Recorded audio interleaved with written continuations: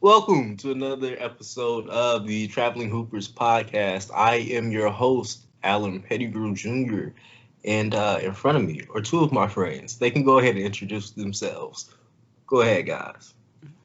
What's up, everybody? Once again, I'm Calvin McGowan. Um, I don't know. I'm kind of here. I woke up late. Like, Right? This I, is I, an I awful don't know. way to start off your interview, by the way. Yes, it is. Good thing this is an interview. Okay, well, my name is Philip Dixon. Sure, I had a good day at work. Woke up early, had some Mountain Dew halfway through the day. I'm over here caffeinated up. I didn't sleep much last night, so it was kind of a necessary Mountain Dew. AKA China Boy. That's my name. That's because I'm eating Chinese food. That's Okay. Like, realized once I said that China Boy sounded like real crazy. I was like, you could have just said Chinese, but yep, that took a left turn. But yeah, I'm happy to be here and to hear some of Alan's past stories of his hooping career. Bro, mind your business, yo. So, Wait, as Philip alluded to, uh, the podcast is going to be a little bit different today. We are in a weird basketball period where we just finished up college basketball season, so there's no real news coming out of there outside of coaching carousel. And to be honest with you, I'm tired of talking about coaches. Uh, there's not a lot to talk about in the NBA. LeBron, AD out, so there's no point in talking about the Lakers. I don't want to talk about Dennis Schroeder. Shout out to the double technicals, both getting Kyrie and him ejected. That's cool, but Kyrie missing the game tonight. Same old, you know. Look, take your break. If I was getting paid that much money, I would be asking for a lot of days off too. But you don't got that much money. exactly. And Ignorant. and for high school and AAU, it's early in the season. We can just talk about more transfer portal stuff because people be on different teams all the time, and it's okay because it's early. But with that being said, we're going to get in something where we just talk about our personal basketball stories, which I think is going to be very entertaining because we all have different, levels. Philip played college basketball. Me and Calvin did not, but we did play basketball. So, That's crazy. I'd actually get halfway decent for real till after I stopped like playing organized, which is kind of sad, but it is what it is. bro, but you finally get to figure out the game. You get to sit with it, marinate. Because that was my issue. I didn't really sit with the game. I was just fascinated by like these giant humans doing things that I couldn't possibly. I'm a groupie. That's literally how I feel, bro. You know how tall my dad is. Like I am like 5'10". As a full grown adult, I'm still holding out to it because you grow until you're 25. When I got like 6 more weeks. Shh, let me lie. I got 6 more weeks. Let me open my growth plates is wide open, son. Go thing, dog. When I hit 6'9", we can talk. But until then, it is what it is. Growth plates wide open until for the next 6 years. Let me lie. Come on, now you talking about? I'm the greatest. Support me in my dreams. 100%. Exactly. So, of course, but my dad is tall. I figured I would hit this growth spurt eventually. And that's just not how God wanted to plan things for me. So let's just say I had a very different game than what I should have at a young age. We're gonna talk about fun things, like our first buckets. And to be honest with you, I don't even want to go first because I've been talking for so long. Cal, go ahead and break up some of this madness. Okay. Like the thing is, I'm not sure I really remember because like I'm pretty sure it was before like the handful that I actually remember, but like the ones that I actually remember were in like high school for real. Yeah. But it was, I guess, only one that I guess kind of sticks out. It was like, I think it was my freshman year, and we were at like some tournament or something. And and like I just hit a couple shots. Like it doesn't sound super impressive, but like it was a thing that happened. But like my basketball career in general is kind of ass. Not like, well, like here's the thing, right? Is like I've always been a good defender, but like especially when I was younger, I was the kind of person that truthfully, if I was going to score, someone would have actually had to tell me, hey, look, I actually need you to take shots. Because, like, I just didn't care like that. Not about scoring. And, like, I wasn't at the point where it registered that, like, oh, that might be a thing that it's halfway decent that you do. And also, like, all of my coaches were bad. Like, all of them. But so like it's like things I probably did like scored something before then, but that was what stuck out. I don't remember my first bucket. Granted, I don't know how you do, Alan. Like you must have got 0 buckets to remember the first bucket. Like it's fascinating that you can remember it. That's all I'm gonna say. Yeah. But I was trying to think of the first bucket I remember getting. I remember being in gyms, but not getting specific buckets. I remember scoring. Like, I obviously scored, but I don't remember scoring. You know what I mean? Like, the first time I can remember, like, actually, like, scoring is junior year. AU going into junior year, something like that. Yeah, it was that summer, and it was either one of 2 buckets. I got a steal, and when I first learned how to dunk, I used to do because like Ray Allen was my favorite player, and Ray Allen, I didn't start watching Ray Allen until 2008, so he was obviously older. So like he used to like palm the ball, like do one of these and dunk it, and man, 2008 Ray Allen dunking. If you're listening to only audio, you have no idea what's going on. So he's a palm the ball with one hand, just go up and not even touch it at all with his left hand. And I started dunking like that. And I remember I got a steal, and I went up, and everybody thought I was gonna dunk it, but then I just laid it up. And that was the first time I ever had an opportunity to. Granted, I never actually dunked in a game, but that was the first time that I had an opportunity to do. And I'm pretty sure if I would have dunked it that time, I would have got like over that hump of dunking the first time in a game, and I would have had more opportunities to dunk in a game. A mental thing, but I didn't, so I didn't. Cheeks. I remember going. We were leaving the game, and people were like, "Man, we thought you were about to dunk it," and I was like, you know what I mean? So it was either that or I think it was in either the same game or the same tournament. No, it was definitely the same game where the ball was getting passed around and they passed me the ball, and I was like on the same side on the 3-point line that my bench was on. So I get it and I shoot it, but I get one of those like no, don't flip, don't do it. And like the coach is telling me that don't flip, don't do it. Nothing but net. I turn around, he goes, "What can you do?"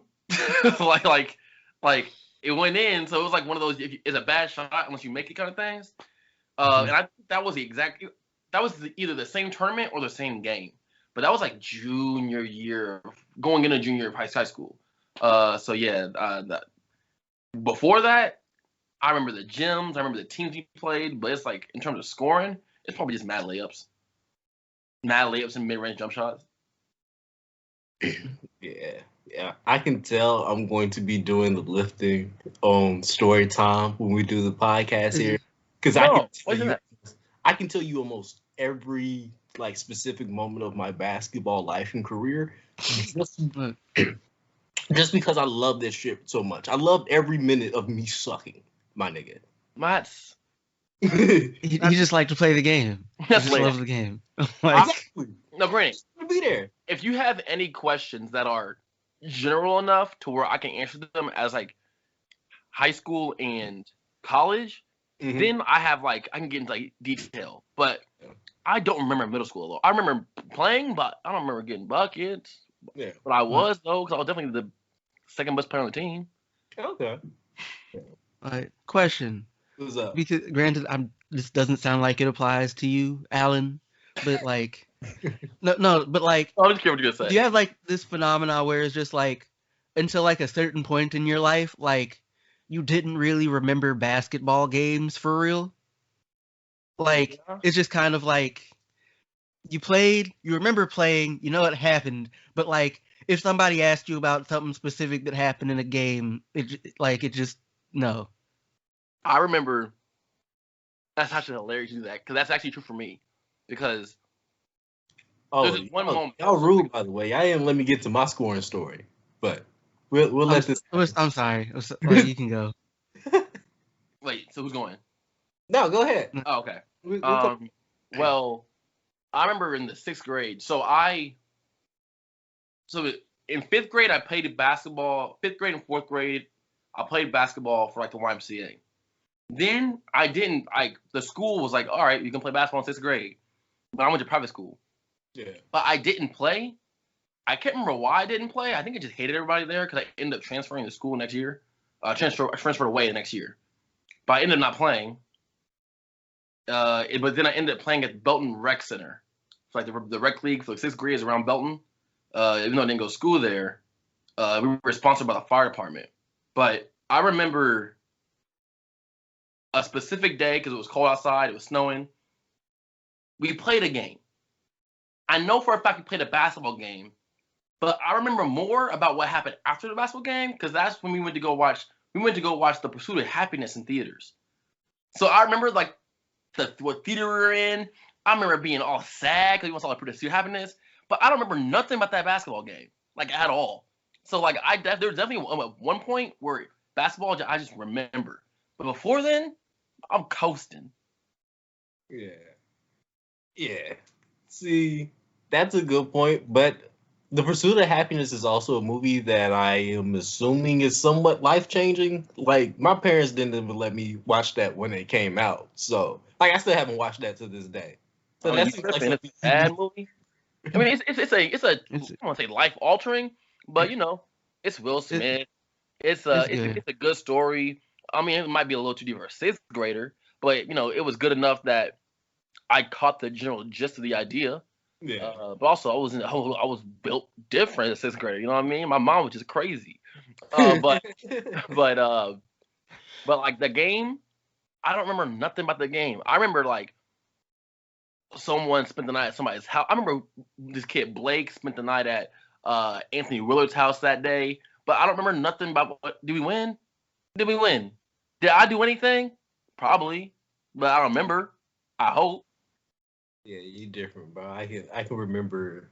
I can replay assists that people bobbled from the 8th grade. I think you're different. I'm not different. I think you're the one who's different.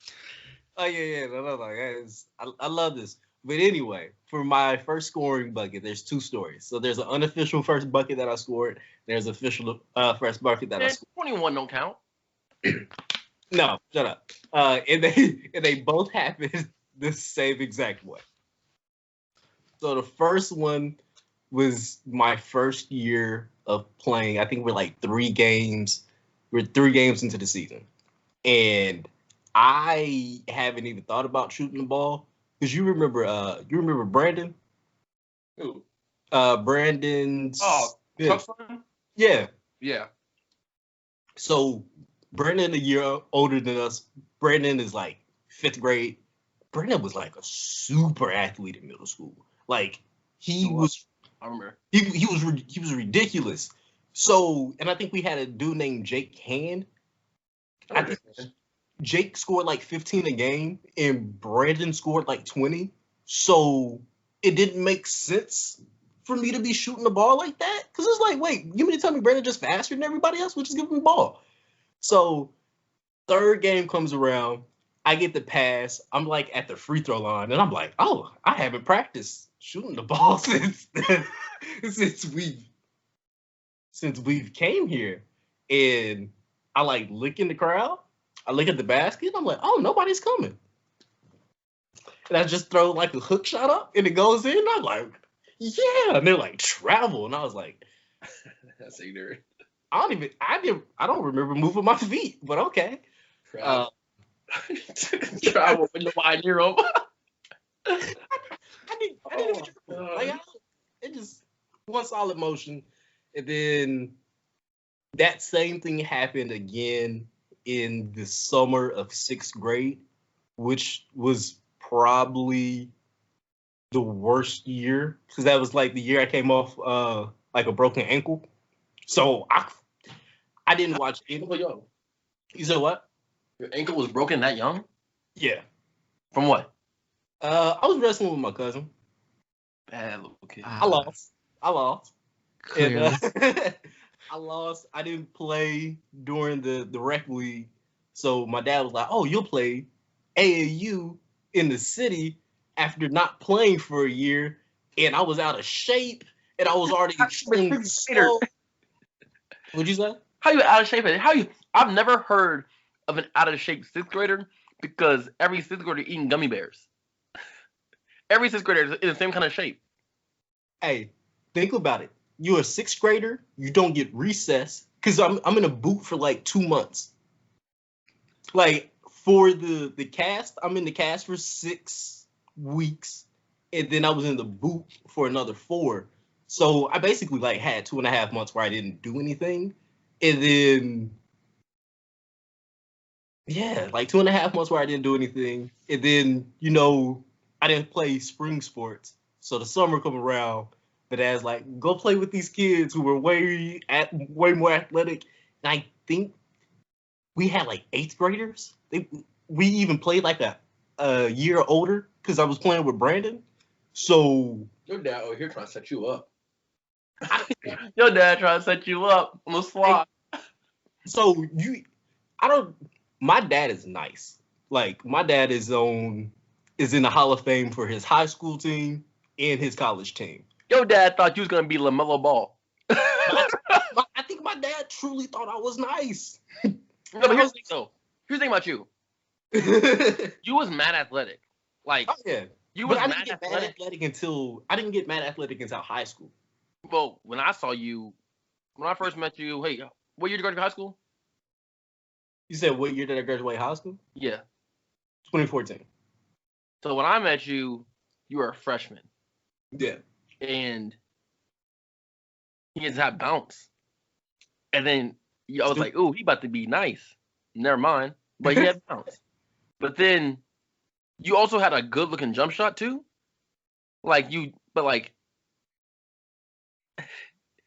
You stupid. Like you're just a child who don't work too hard. You a guy who like does not really apply on themselves. Like you I remember at first you would go to the off season workouts and you just never saw you again. And then like you would just be around. Like you could have been nice and funny about it, like you just didn't care enough. So here's the thing. And also you're doing this like self-deprecation thing, which like maybe you just didn't have the confidence to be good enough. No, that's what it was, like 100%, because I was not looking at the right stuff. Like I would no, I was always looking at the superstar of the team. Was like, oh, you're supposed to be that guy. Okay, that's what basketball is like. You're forgetting about like everybody else. Like there's just a dude that just shoots in the corner, and I didn't think that was like a role that was viable for me. So I was like, I'm gonna just go play defense and hustle. I mean, because like in Belton, Missouri, we used to have these open runs, open gyms. Yeah. That word. If you're from that time, you in Belton, it was legendary. Like 3 courts going at one time. Like it was a whole thing. And I remember Alan being there, and he's like pretty much dunking. And like you say, he's like 5'10". So I'm over here like, oh, I was not 5'10". But you always want to have Alan on your team. But Alan, you think you always want you on your team though because you knew who to pass the ball to. Of course. Right? So if I had Alan on my team, I always want you on my team because he was wide open. You're gonna shoot the jump shot. It looks good, but it might not go in. It might go in. It's really iffy once it gets on your actual hands. But your form was nice and stuff. Yeah. But if you have there people on you playing even slight defense. Yeah. Oh, I'm running to Allen getting that ball back. That's classic Allen right there. Hey. Allen, not open. Take the rock. Take the rock. Oh, I loved it. Bro, so Calvin has a different description of my game. Because in college, I got decent. Like, I figured out how to play. So I was like, oh, okay, I figured out my spots. I'll bust your ass on that right elbow. Yeah, that's money. That's money. that's money. Nah, like when like we would play like pickup games and stuff, like Allen or like 21, like Allen would just knock down shots from like 3 and stuff, right? And one day like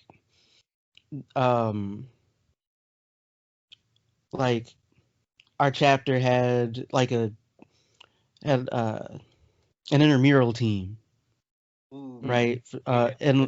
And I finally went to like a game or two, and it's just like, why are you not shooting? Like, It's not my game, especially when there's other. Look, that's not my game, especially when there's better shooters on the court. If there's better shooters on the court, let me run point. I will find you. there might have been one. That's the thing. Exactly. One. I will find you. That confidence is disgusting. Oh no, like it's different now, but He I just doesn't know- want to. no. After a while, you figure out that you're not a first option. Offensively, I am not the first option. I am a playmaker.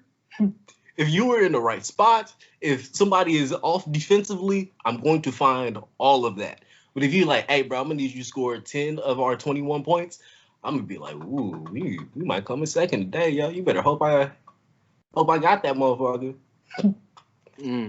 My confidence crazy against these middle schoolers, though. I can score all 21 points. You was a grown man. I don't care. You is a grown man. I don't care. Granted, I do coach middle school basketball, and I be cooking, in like slacks. Like I'm in the city, the kids are getting mad, trying to push me and stuff like that. I'm like, man, do you know I weigh 220? Like pushing me, bounce off me, we're knocking kids out. But no, I mean, I get it though. I mean, Alan, you was an average player who thought he was much lower than average. Oh, yeah. While you over there on the sideline apparently going, man, that guy's huge. That's why you're not playing, Alan, because you over here mesmerized by against the other team. Look, and because of that, I can see talent like a Dickens, and that is why which is crazy. No, but here's making it even worse. Your best friend was Levi Washington.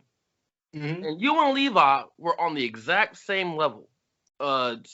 Freshman, sophomore year. You guys were on the exact same level. And I know, because I was watching, I was with y'all. You on the exact same level. Then, in one summer, Levi was sleeping in the gym. He was living that thing. And he just outshined you from then on. And then Levi was just nice. Levi's nice to this day. Oh, yeah. Like, but Levi became college nice. Like he could have played. He could have easily played NAI Division 1. He could have played Division 2. He could have for sure played NAI Division 1, 100%. He could have played a little bit of Division 2, whatever you wanted to do, right? Like Levi was that nice. But I'm like, weren't y'all like butt buddies? Where was Allen at in the gym? No, man. He wasn't about it. Like I remember having these conversations. He was like, he just wasn't about it, man, And it took one summer, and Levi went to the Stars and became a starting point guard, all that stuff on the high school team of varsity. And Allen was on the sidelines going, man, that guy tall. Oh, Allen was on the sideline by that time eating Skittles and talking shit. Oh, boy, why you think I'm nice at talking shit now? How you think I got good at talking? Was on the bench yelling at the team. Like, get open. I became a really good coach, yeah. That's ridiculous, man. Bro, I got to the level where I could look over at the coach and tell him what he was doing wrong, and he would just be like, shut up, and then continue to do what was wrong. Like, yeah, we're just gonna be SOL, big dog. But I just kind of realized that for the last 20 minutes we've been bigging you up, like low key. Like I don't know what you think. I don't know better than what you think. Like, can we move on to somebody else? Look, that's y'all for not having your inability to lift when it's your Well, turn. it's kind of like what? It's like What? It's just kind of like what story should I like all right, so and like I'm pretty sure I'm about to get laughed at for this one, right? I'm But pretty sure you is. yeah. But all right, so like I actually between like the summers of like freshman and sophomore year I got better. But like it more or less went kind of like this, right? So near the end of freshman year, This is a college or high school? this is high school. Okay. Right. Mind you, I didn't actually become halfway decent until college for real. Like when but so I had like some of my cousins were kind of basically living with us at the time, and I'm trying to make sure. Wait, no. Actually, it might have been. Was it sophomore? I don't remember. Anyway, like we'll date it like this. All right, because like I saw video game reviews for like what was it 2K11? I think the one that had Jordan on it. I finally got Jordan. Yeah. And they're just like, this is the greatest sports game of all time. Right? This is the greatest sports game of all time. And I'm like, I loved that game. The one with Kobe's better. 2010. 2010 is where it's at. No. They could have stopped after 2K10. You didn't play my player. If you played my player, you'd understand. No, you're right. I was being Jordan, doing the Jordan challenges. That's lame. That's lame. You like a name. Okay, no, all right, hold up. All right, so we all rolled up, and I go and like I buy it, right? And like the thing is, prior to getting that game, I think the last basketball game I had really played for real was like, I think it was like NBA Street Volume 3. And like before that was like a and before that was like it was some basketball game on like the N64. All right. And they had basketball games for Nintendo 64? Yes, they did. I only remember like the graphics like Donkey Kong and like certain games. I don't remember no. They was moving wild crazy on Pokemon Snap, so I just imagine how they was moving on a basketball game. So, like I get it, and like my first issue is like I kind of attempted to approach the game like I at the time approached like actual basketball, right? And like my cousins, they didn't, right? So they got on it and like they would play and like they would have their dude put like one taking like every single shot, but like putting up like 30, 40 a game or whatever.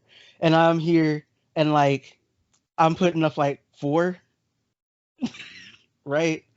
And like my dude was in like the G League. Like it was like I was not good at the game. I'm like, look, playing real basketball is easier. It's like I'd go out and like actually like work on my game out in the driveway and whatever. So I'm just like, this is easier than playing 2K. I eventually got better at 2K, eventually, but I was bad at it for a while. Wasn't I beat you in college? You didn't get better at 2K. Because I was 2K to beat you. I was significantly better at 2K than I was when I got 2K11. Don't even get me started on 2K. Listen, don't even get me started, because I used to be nice. Like, freshman year of college, me and my homie Kenneth at Grambling State, we played like arguably too much. We played all the time, and I was nice because Kevin Durant, Oklahoma City, Kevin Durant, James Harden, and Westbrook. That's 2012. I was killing it. But when I get to Fisk, tell me why I had this roommate. His name is Justin Williams. Man, Justin, you listen to this, I hate you. Anyway, this man, I was a junior, he's a freshman. He coming to the college big-eyed, and we started playing 2K, whooping him. But he's the kind of video game player that, like, when I'm in class working, he'll just be in the room playing 2K. So every so often I would come back and I would just see him playing 2K all day against computer. And then eventually I played him again. This is in 2015 or 16, and I haven't beat him since. I literally went to California. He's from LA or Santa Monica area, and I went to his apartment last March. Whooped me. I'm like, what's going on? And then here's a kicker. Apparently, this dude was taking PS3 or 4 screenshots, and then last month he just randomly sent me screenshots of the final scores of like 5 years ago. It was like, hey bro, remember this one? Hey bro, remember this one? Like the most petty thing I've ever dealt with in my life. Like I can't. I used to go. Yeah, I don't play video games that much, but I play 2K and Mortal Kombat. Now I only play Mortal Kombat. He turned me away from the entire game. Oh my gosh! But I beat him in real life though, so it doesn't matter. I hate 2K. Hey, bro. Since we here, let's go ahead and talk about some 2K moments, bro. Yeah. We here. We already talked. Hold on, real quick. I'm not We'll talk about this comes a different way. I played the most basketball of everybody here, and I ain't getting no basketball moment. Look, you got something you want to say? Like, talk about? I do. I want to talk about bad coaching.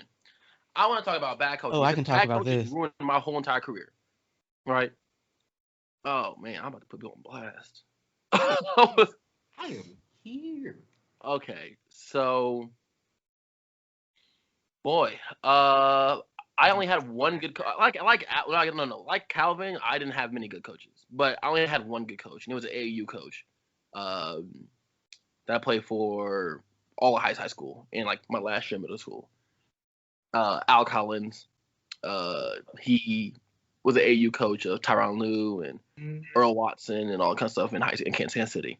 Really well-known guy. Wait. Say it again? His name holds weight. Yeah, very much so. I got my coaching job just because I was playing under him, and he's the only one. I went to Bishop Miege, or middle school and before don't really count, right? So I'm gonna start at high school. Went to Bishop Miege, and my freshman year I got cut. And then my sophomore year I made the team, and they apologized for cutting me the year before.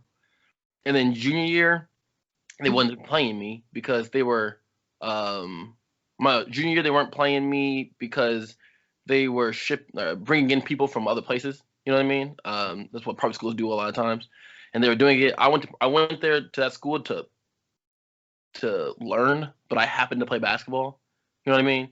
So they brought them in. I was like, oh, they're not giving me a fair shake because even if I did good, it didn't matter. So I was like a glass ceiling, I guess. So then I ended up leaving and going to Belton, and going under Coach Martin. Coach Martin was trash also, but like he was trash and like he let me do whatever I wanted essentially. So like we won the most at that point. We had won like the most games. This is 2012. We had won the most games. We ended up winning the most games in Belton since 2006. Yeah. And we were one game under 500. That's how bad they were beforehand. And the year before I got there, they had won 3 games. But coach was still bad because he just let us do whatever we wanted. Or else we would have won. If we had discipline, we would have won a lot more. And Allen can he can coach on that. Yeah. It was actually nice. And then especially 2012. Yeah, he was nice. And then so I did that. Also, I'm there. I'm at public school, Belton for a year and a half. I make varsity, and I'm captain. And I'm just, like I'm actually able to do what I want to do, right? I'm actually able to, thrive. But at the end of the day, coach was still bad. So then freshman year, I go to Grambling. A whole bunch of things happen, and I go to community college, and all of a sudden I'm up at Fisk, starting my junior year of college. But then Coach Glover, who is now the athletic director, was the head coach then. And he's my guy, cool guy, whatever. But let's just say a person who's athletic director should not be a head basketball coach as well. They have a new basketball coach there, former NBA player. Yeah. He's apparently good. He's apparently really, really good. I know people on the team who played for him. I don't know anybody recent currently, but I know people who played under him once I left, and they liked him. Apparently he was an upgrade, obviously. But you ever had like the rug kept getting pulled out from under me? Like they give you an expectation, and then when you try your hardest to like fulfill the expectation, it's like, oh, that's not good enough either. But then opportunities start to dwindle from that point on, and that's what it was, right? And it ended up being a confidence thing, right? Like Alan clearly knows, you gotta have strong confidence when playing any kind of sport, right? And especially at a higher level. And the coaches just took all my confidence away. And I'm a very confident person, but I had no confidence. And then my last year, I didn't even play, or I wasn't gonna play. I wasn't gonna play. I was going up to Vanderbilt, playing open gyms there, doing intramurals, like playing good, like I was feeling good about myself. Like, man, you are nice. Like, you better than that whole thing, right? Because you're playing against Vanderbilt. We can go to Division I schools at big time. You're playing against football players, against grad students who play Division I basketball to other schools who are doing other things in life now. So I'm playing with them. I'm like good. You know what I mean? And then I remember leading up to Christmas break, they asked me to play. Like, man, we need you, man. We need you to play. We need you to play. I was like, what? I was like, we need you to play, man. Come on, come on to the team. We need you to play. And they guilted me into playing, and then did the exact same thing. And then I lost all confidence again. So all of a sudden, I'm over here angry, and I'm doing too much, and it was a whole entire thing. But I had such bad coaching my entire life. So sometimes I lay in my bed with my flat screen 60-inch TV right here, and I'll go, I wonder what would be the case if I had run into like even one more good coach outside of like AAU. You know what I mean? Because like at the end of the day, school basketball still matters. Yeah. Like no matter what, especially in high school, right? It's like actually matters still. AAU is fine and it does a lot, but school matters. School basketball also matters because you're not stacking your teams essentially. You know what I mean? So I always wondered like what would happen if I had one more good coach. So then all of a sudden I graduate fifth. I'm like, man, I know people who are overseas who average 5 points a game in college. Like they didn't do nothing, but at least they had some kind of opportunity, somebody pushing for them to do something, so on and so forth. But then, man, I think about that all the time. So now I just bust up men's leagues. You know what I mean? Like as a confidence booster, I just be killing in men's league, killing these old people with pure guts. Because at the end of the day, I'm 27. I'm in the prime of my life. they over the hill. You know what I mean? So I get confident every Thursday night and Sunday night. I be killing it, bro. Whew, boy, I hate bad coaching, bro. I need to get off my chest. Oh, if I'm gonna mention Larry Glover, Coach Zeke from Bishop Miege. He's the one who did me dirty, and then apologized to me for having me for me getting cut the year after. Dr. Mitchell was the official freshman coach. He was a math teacher at Bishop Miege. He's not actually there no more, so I don't know what happened to him. But he's the one who cut me freshman year. Who else can I drag under the thing? And then they got to be a bad coach if they cut Phil. No. They're not a bad coach. Well, I could give other examples why they're bad coaches, but I was like, I said Larry Glover's name, but he's like the only black coach outside of Coach Al I had. So I was like, I'm gonna drag the white ones too. I dragged them. I just didn't mention them by name. And I was like, oh man, I forgot about that. So I mentioned my name. And Bishop Miege just won a championship this year too, but they have like Brandon. They got a dude. They got a dude, bro. Yeah, the girls basketball team won state and the boys basketball team won state this year. Oh yeah. No. Yeah, but once again, when you outsource, that's what happens. You know what I mean? You go overseas, Lithuanians coming over. It's funny because when I was there, I was part of the first group that started getting the overseas kids.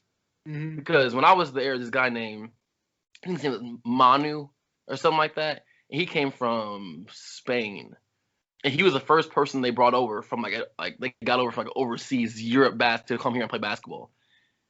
And I was like, oh, like this is about to start getting different.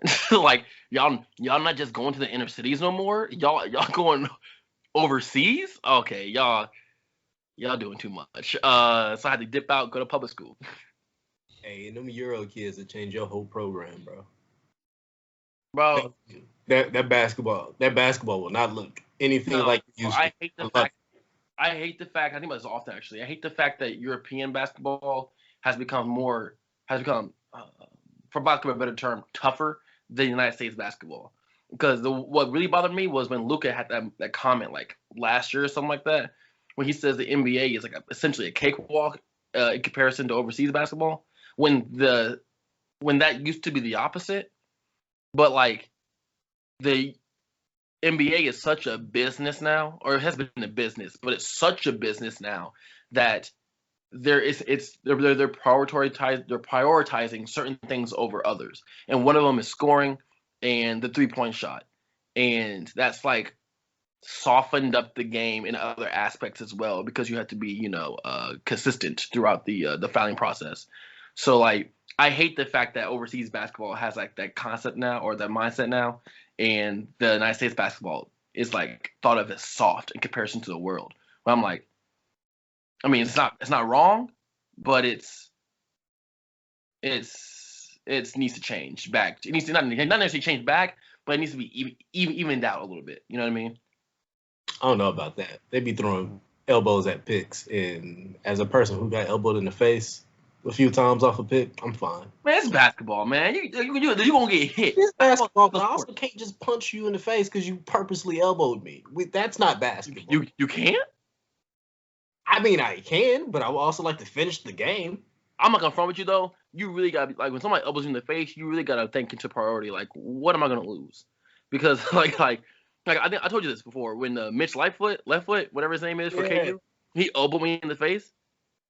He elbowed me in the face in a pickup game at KU, and then I was like, oh, if I swing, he's like he's a tall white guy at KU. He's like the most beloved person on the team, even when he didn't play much. He's a redshirt at the time, and I'm just like, oh, if I like hit him with the elbow back or something mischievous, because I was about to, because I'm about that.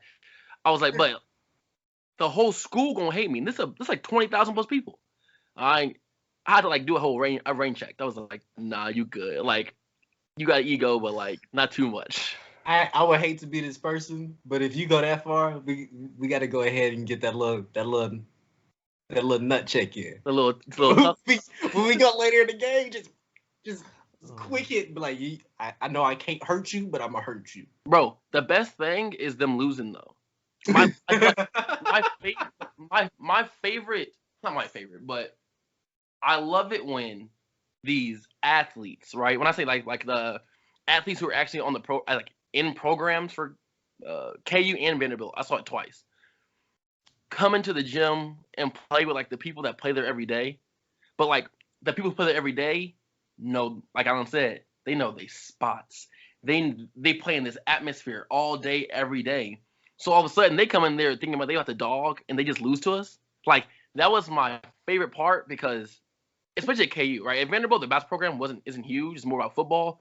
But the football players used to come in there and just like, beat us up, right? Like literally beat us up. Vanderbilt was more basketball because their football's never been great. Well, when I was at Fisk, it wasn't. It wasn't more basketball.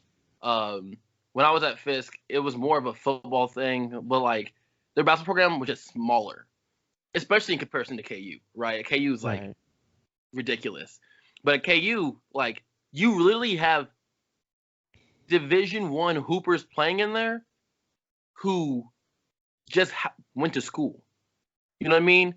Like they're just playing at KU. So like these dudes would come in, and Silva would come in there, and was he McDonald American? No, but he was highly ranked, right? Yeah, he was highly ranked. He came in there looked normal. He was big in like stature because he has like the benefits of a KU weight room and nutrition, but like skill wise, he would look like a normal guy. He would come in there and lose all the time. Like, cause like, but dudes always come in there thinking they about to. It's always a freshmen and sophomores too, because they're like, oh yeah, you go, the seniors kind of learn a lesson. So when the season's over, they come in there and just play with the guys. But there's always a freshman and sophomores coming there thinking about they about to dog, and when they lose, they butthurt. Like, oh, I love it. I love the feeling of beating them and having them feel butthurt. But then I understand Lightfoot kind of struggling, but Silva, that boy, he big. Lightfoot didn't. And he's strong. Lightfoot didn't struggle because if you stand next to him, so if I'm 6'5", I stand next to him, he's probably like 6'6", 6'6", 6'7", solidly built. But how is it? He plays like a fundamental white boy, like point blank period, right? So he just gotta play. He's gonna go through, hit it with your little elbow in your chest, because most people are smaller and weaker than them because they play in, they go to geometry, and he don't have to, and they hit him with the little elbow, and then he can go in there and dunk on them and talk a little trash under his breath. You know what I mean? Like that's what he did. But Silvio, he's just like would go in there and shoot threes, and if you know his game, come on, he would go in there and like try to dribble, and people would be like, snatch, you know what I mean? Like it was like. But it was the whole thing. But the one who killed was DeJuan Harris, though. Of course. DeJuan Harris, but like DeJuan Harris, I tell people this all the time. For basketball players that I've played just around, he was the best dribbler I've seen. Yeah. Like because like he would dribble, and then when most people would pick the ball, or in traffic, when most people would pick the ball up and lay it up, he always had the extra dribble. Like, he always had one extra dribble that you would never expect. Like, I've been playing basketball my whole life. That you would never expect. So all of a sudden, he just 1 foot closer to the rim. But also, he windmilling. So it's a little, he doing between the legs. Like, it's a little different. You know what I mean? Like, the athleticism. But in terms of dribbling, he's probably one of the best dribblers I've ever seen. Like, it's not like a Kyrie dribble. It's like a efficient Chris Paul dribble. Mm-hmm. And like, you know how to move with it. It's solid. It just looked good. He moved with the ball. You know what I mean? It's like you have the two dribblers. You have the efficiency of Dame Lillard, or you have the razzle dazzle of Kyrie Irving. And at the end of the day, I personally, Kyrie Irving look cool and all kind of stuff, but Dame Lillard do the exact same things with, and if you are on the court with them, it's just as spectacular, honestly. But from the outside looking in, one's gonna look, when you're taking 5 dribbles to go one step, you know what I mean? That's gonna look a lot crazier. But yeah, man. But I love basketball. Yeah. If I may for a second bring it to like coaching and stuff again, or whatever, just because like I mentioned that all my coaches were bad, which is something that I can say now because like I have hindsight and like I can like see the game and kind of see where like they sucked, right? Like my head coaches, and like some of that is of course just not knowing what to do with your players for real, like being kind of bad like X's and O's or putting people in the best position, especially with like high school. But like one of the things with it, right, was because at the time, right, I didn't truly recognize this, like, as I'm going through, and, like, my parents, trying to be good parents, trying to instill stuff, and it's like, if it has to be, it's up to me, or whatever type of thing, and I think part of that is just, like, kind of, as a result, and this, not just basketball, like, I'll look, and, like, the first thing I'll look at when, like, stuff doesn't go right is, like, how did I fuck up? Right? Which is fine in life. It's not so good when like you're not actually the problem. Right? Yeah. So like at a certain point, like I'm just like it's kinda like I have to be the reason that like my team suck because like I'm the only common denominator. Right? At least that's how you think at the time. But the whole time I'm doing this though, so my father coaches. What? Basically everything. It doesn't really matter. He doesn't have like as long as he's a head coach, he doesn't have losing seasons. But like And like all my sisters have gotten to have him as a head coach. So like even if it's only like a couple of seasons, they've all had a season where like their team was good, right? Mm-hmm. And that is something I never got. But it's like you see that it might be part of why like I actually like coaching, because like I saw him coaching growing up and like in like high school and stuff. But it's like it kind of gets to you after a second, right? It's just like everybody else has gotten to not like be on a team that didn't suck.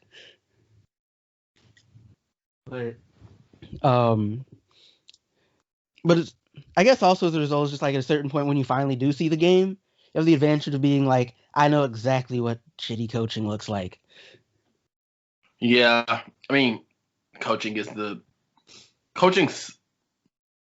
stupid important. like people think unless you're like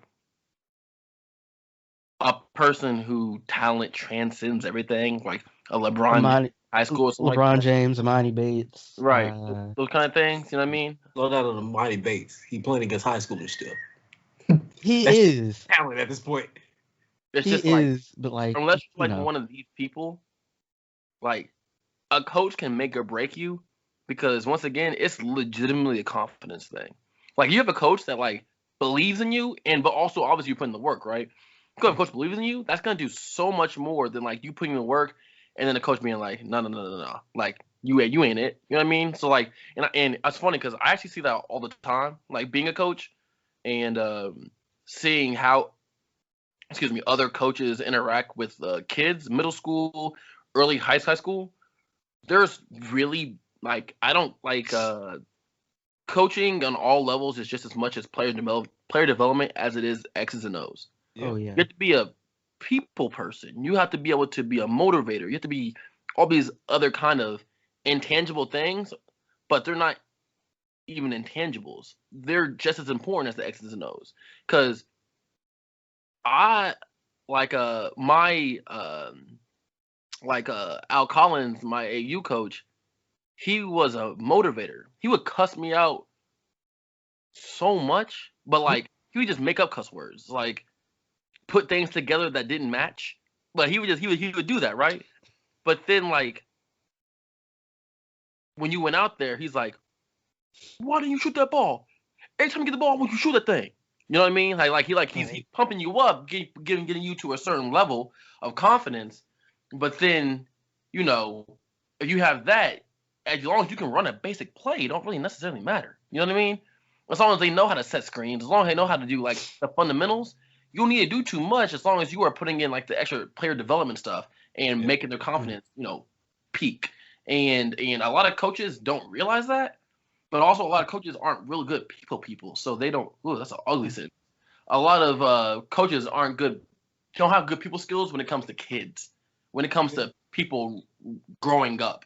And Alan's seen it, Calvin, you've seen it, I've seen it. It's unfortunately way too normal.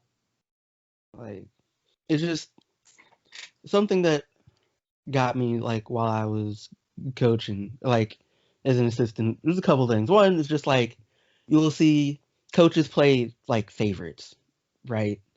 Like you it, and like both in like a more distant sense, in that like watching someone else and it's like you have a kid on your bench who I've seen do this, right? And like I would personally like if I was a head coach, I'd probably start this kid. But like you don't, and you don't even really give him minutes like that, and I don't really understand. But like also just like where like you watch and like they'll like a coach will like have favorites, and like they'll have favorites, and like those players can kind of do whatever, right? And like the coach might talk about like punishment and whatever, but never actually bites on it. And like you'll have kids who do everything he says he actually cares about, right? Come in, like don't miss practice, put in the work, play hard, will give you defense and whatever. But then like game time rolls around and they're not seeing minutes. Yeah. And that is super frustrating, and also just like fussing unnecessarily. Like I'm not gonna pretend like I'm the greatest people person of all time, but like I also don't like saying words just to hear myself talk, right? So like some coaches will like fuss at kids for like I don't just like they might have good reasons. Like they might know what they're talking about, but you like fuss for 20 minutes, right? 20, 30 minutes. Practice is an hour and a half. Like Yeah. you blown a third of practice just saying the same thing a handful of times. Bro, let me tell you something I saw with my own eyes. So a kid's playing, right? Mm-hmm. And then a kid, the inner city kid, you know, somebody's probably bigging him up at home, ego, unfortunately, but it's reality. And he's on the court, and the coach says something, and then the kid says something back to him, but like,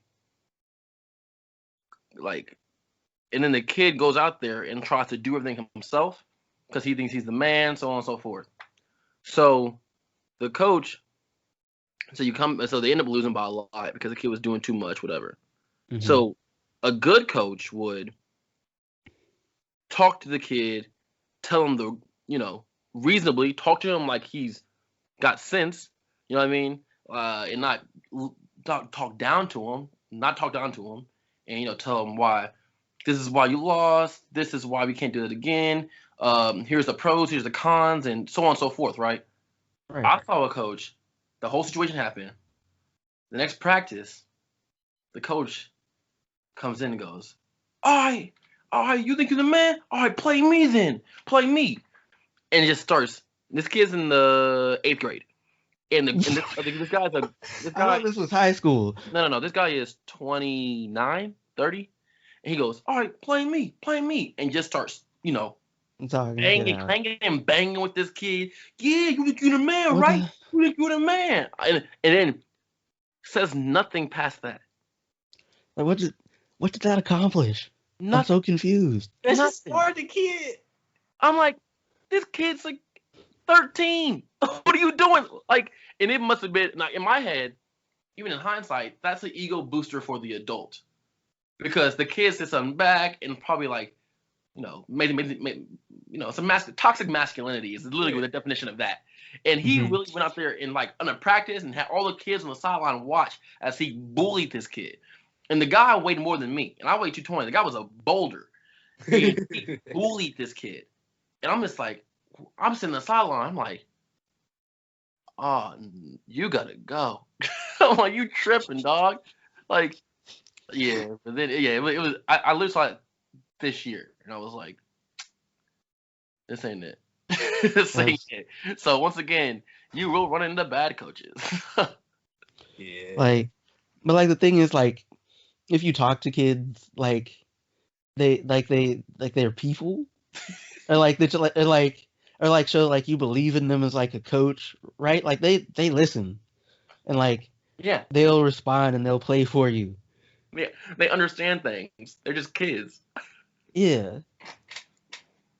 But I think that is a great stopping point for today. We get about an hour of good talking. I think that last half, that's gonna be a gem for some kid that comes watch this and it's like, oh, adults are trash at basketball too. Yeah. I think it's gonna be mad helpful, yo.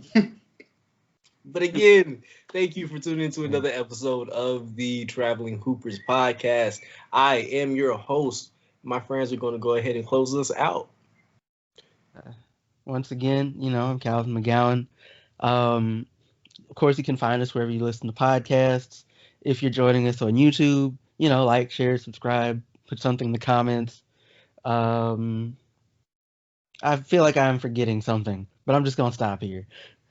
All right, yeah, I'm Philip Dixon, aka Chinese Man, and you can find me on Bumble, Hinge, Tinder, Plenty of Fish, Facebook dating, At least you got all your bases covered. The Block. Uh, walking the streets. Yeah, no, I'm joking. But yeah, that's me. Not gonna be on TikTok if you keep calling yourself China boy. You better relax. I still eating Chinese. And just like that, the entire last section is now child unfriendly. Like,